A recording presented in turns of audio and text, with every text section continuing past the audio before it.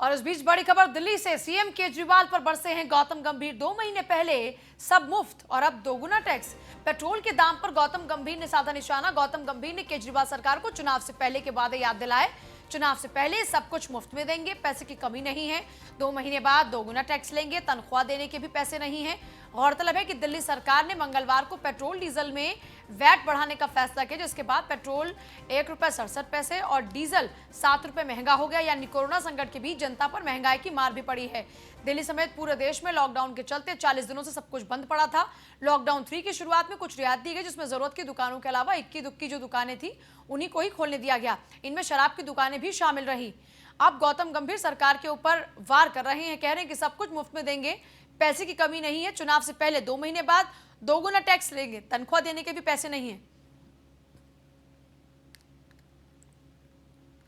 देखिए, अब कोरोना की इस जंग में सियासत भी शुरू हो चुकी है। अब तक केंद्र सरकार अपने स्तर पर, राज्य सरकार अपने स्तर पर प्रयास कर रही थी इस जंग से निपटने में और लोगों तक राहत पहुंचाने में, लेकिन अब दिल्ली सरकार के कुछ फैसलों के बाद गौतम गंभीर उनके ऊपर वार कर रहे हैं और वार करते हुए उनको चुनाव से पहले के वादे याद दिला रहे हैं और कह रहे हैं कि पहले मुफ्त में सब कुछ देने वाले अब दोगुना टैक्स की बात करते हैं। ब्रजेश जुड़ गए हैं हमारे साथ, एसोसिएट एडिटर।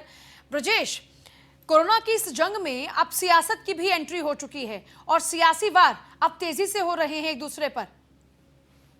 देखिए, सबसे बड़ी बात यह है कि जिस तरीके से अलग अलग राज्य अपने अपने तरीके से अपने राज्य में नीतियां लागू कर रहे हैं और उसी को लेकर के अब सियासत भी जमकर हो रही है। जिस तरीके से दिल्ली में वो फिर चाहे शराब में टैक्स बढ़ाने की बात हो या फिर दूसरी चीजों में, जिस तरीके से दिल्ली सरकार ने टैक्स में इजाफा किया, उसके बाद अब गौतम गंभीर ने जो है सरकार पर जो है तल्ख और अपनाए हैं, टिप्पणी की। उन्होंने कहा है कि चुनाव से पहले सब कुछ सस्ता कर रहे थे, लेकिन अब दुगना टैक्स कर रहे हैं और लोगों की जेब काट रहे हैं। तो ओवरऑल अगर देखा जाए तो अब जो सियासी बयानबाजी है वो भी तेज हो गई है, लेकिन अपनी अपनी मजबूरियां हैं। कोविड टैक्स के नाम पर जो है दिल्ली की सरकार ने शराब पर टैक्स लगाया है और उसके बाद से लगातार विपक्षियों के निशाने पर आ गई है दिल्ली की सरकार, और यही वजह है कि अब गौतम गंभीर निशाना साधते हुए नजर आ रहे हैं। अभी तो तकरार और तल्ख होगी और तमाम बयानबाजियां सामने आएंगी, एक दूसरे के ऊपर आरोप प्रत्यारोप भी सामने आएंगे, क्योंकि अब जैसे जैसे रिलैक्सेशंस बढ़ रही हैं, जैसे जैसे स्थितियों को जो है कंट्रोल में करने की कोशिशें की जा रही हैं,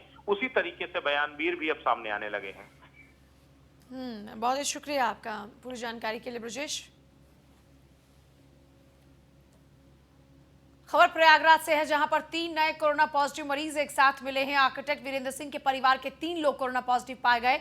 मथुरा में कोरोना पॉजिटिव मरीजों की संख्या बढ़कर 32 हो गई है। प्रयागराज में 3 नए पॉजिटिव केसेस आए हैं। आर्किटेक्ट वीरेंद्र सिंह के परिवार के 3 लोग कोरोना पॉजिटिव पाए गए हैं। और वहीं मथुरा की बात करें तो कोरोना पॉजिटिव मरीजों की संख्या बढ़कर 32 हो गई है। नयती हॉस्पिटल के निकट रहने वाली करिश्मा की रिपोर्ट भी पॉजिटिव आई है। संपर्क में 8 लोगों को क्वारंटीन किया गया। देखिए, लगातार किस तरह तेजी के साथ आंकड़ों में इजाफा हो रहा है। प्रयागराज से लेकर मथुरा तक की अगर आपको तस्वीर दिखाएं तो सारी जगह आंकड़ों में इजाफा हो रहा है। प्रयागराज में जहां नए 3 केसेस आए हैं, तो वहीं दूसरी तरफ बात अगर की जाए मथुरा की, तो वहां पर भी आंकड़ों में इजाफा हुआ है। कोरोना पॉजिटिव केसेस की संख्या मथुरा के अंदर ही 32 हो चुकी है। नयाती हॉस्पिटल के निकट रहने वाली करिश्मा की रिपोर्ट भी पॉजिटिव आई है। अब उनके साथ मिलने वाले 8 लोगों को भी क्वारंटीन किया गया है। तो प्रयागराज में जहां 3 नए कोरोना पॉजिटिव मरीज एक साथ मिले हैं, तो वहीं मथुरा में भी एक महिला पॉजिटिव पाई गई है। आर्किटेक्ट वीरेंद्र सिंह के परिवार के 3 लोग कोरोना पॉजिटिव पाए गए हैं। वहीं मथुरा में आंकड़ा 32 हो चुका है संक्रमण का। नयती हॉस्पिटल के निकट रहने वाली करिश्मा की रिपोर्ट भी पॉजिटिव आई है और उनसे संबंधित 8 लोगों को क्वारंटीन किया गया है। आलोक मालवीय जुड़ गए प्रयागराज से हमारे साथ, हमारे संवाददाता।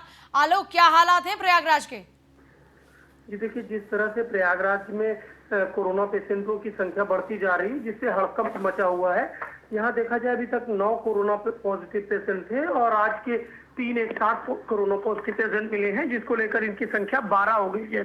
जो आर्किटेक्ट थे, वो आर्किटेक्ट को किस तरह से कोरोना हुआ इसकी अभी तक जानकारी नहीं मिल पाई है। हालांकि जो आर्किटेक्ट वीरेंद्र सिंह थे, वो जगह जगह पे जाते थे, लोगों को मदद करते थे, उनको भोजन पानी उपलब्ध कराते थे, जिस वजह से उनका कहना है कि उन्हें कोरोना हो गया है। लेकिन जो कोरोना बम है वो किस तरह से फटा, किस तरह से इनको कोरोना हुआ, इस बारे में अभी भी जांच जारी है। फिलहाल इनके परिवार के 3 सदस्यों को आज कोरोना पॉजिटिव रिपोर्ट आई है, जिससे हड़कंप मचा है पूरे प्रयागराज में। जी ये वही प्रयागराज है जहां पर शुरुआती दौर से लेकर मिड तक अगर देखते हैं आलोक, तो हम इसी पर चर्चा कर रहे थे कि यहाँ पर एक केस पॉजिटिव था और वो भी रिकवर हुआ, लेकिन आज यहाँ पर भी आंकड़ों में इजाफा हो रहा है लगातार। जी देखिए, जिस तरह से प्रयागराज कोरोना जोन फ्री रहा है शुरुआती दौर में, जिसको लेकर काफी प्रशासन की तारीफ भी होती रही है कि कोरोना फ्री है प्रयागराज, कोरोना फ्री है। फिर एक साथ धीरे धीरे जब कोरोना पेशेंटों की संख्या बढ़ने लगी तो इस बात को लेकर 1 दर्जन पेशेंट जब आप हो गए हैं तो उसके बाद जो प्रशासन है वो काफी चौकन्ना हो गया और आज काफी तरह की फॉगिंग छिड़काव हुआ और लोगों को जागरूक करने के लिए प्रशासन ने कमर कसी है। तो कुल मिलाकर जो कोरोना की संख्या बढ़ रही है जिसको लेकर प्रशासन चौकन्ना हुआ और नगर निगम भी इसमें सहयोग कर रहा है प्रशासन का और फॉगिंग छिड़काव किया जा रहा है प्रयागराज में। जी बहुत शुक्रिया आपका पूरी जानकारी के लिए। महेश सिंह मथुरा से जुड़ गए हमारे साथ में।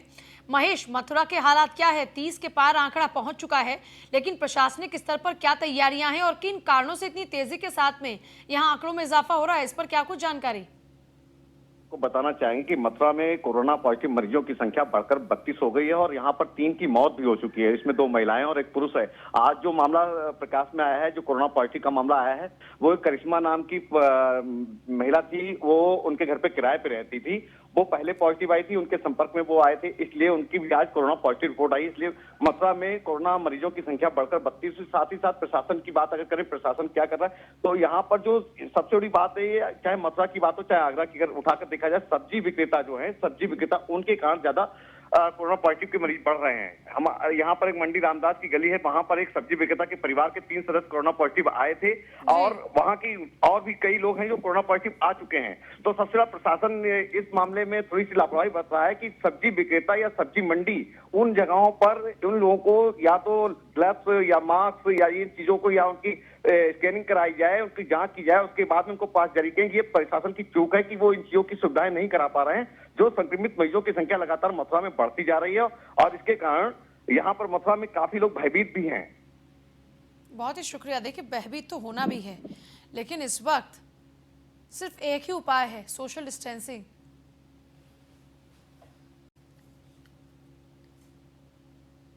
खबर लखनऊ से है, जहां आबकारी विभाग की बैठक शुरू हो चुकी है। योजना भवन में वीडियो कॉन्फ्रेंसिंग कर रहे हैं प्रमुख सचिव आबकारी आयुक्त भी वीडियो कॉन्फ्रेंसिंग में मौजूद हैं। सभी डीईओ, आरईओ, डिस्टिलरी के अफसरों से बातचीत हो रही है। प्रदेश में शराब की बिक्री पर समीक्षा चल रही है। नए वित्तीय वर्ष के भंडारण और बिक्री के लक्ष्य पर चर्चा, उत्पादन और बिक्री के लिए प्रोटोकॉल पर चर्चा हो रही है।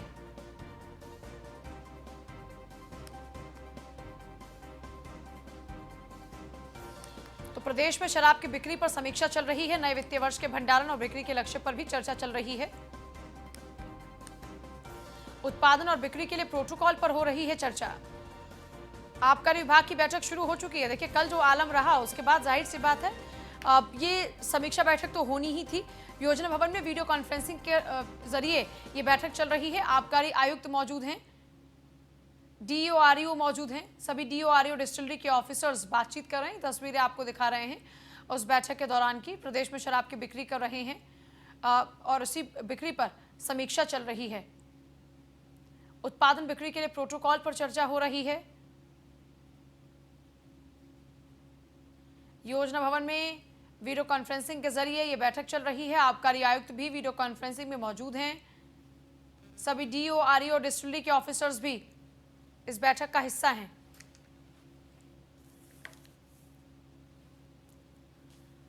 अरबों खरबों पैसा खर्च होने के बावजूद भी गंगा को कोई स्वच्छ साफ नहीं कर पाया। लेकिन सालों से प्रयागराज ने कभी इतनी साफ गंगा को नहीं देखा।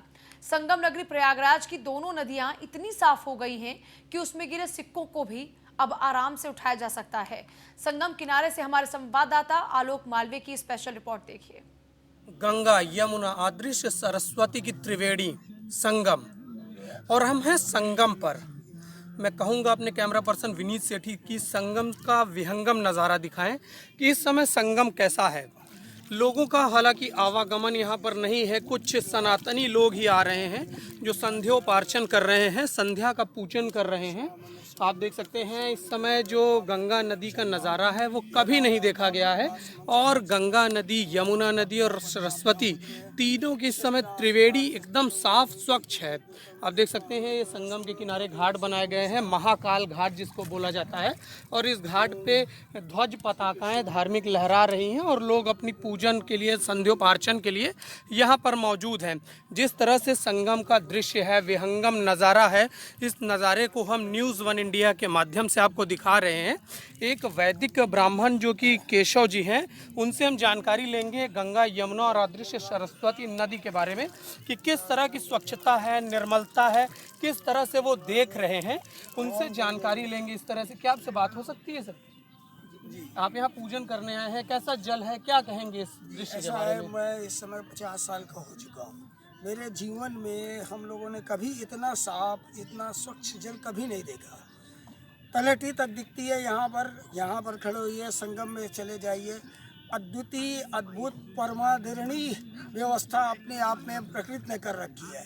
लगता है जैसे कोरोना पूरे संसार के लिए अभिशाप आया, लेकिन मुझको, हम लोगों को ये लगता है कि हमारी माँ गंगा, माँ यमुना, इनको जीवन देने के लिए वो आ गया।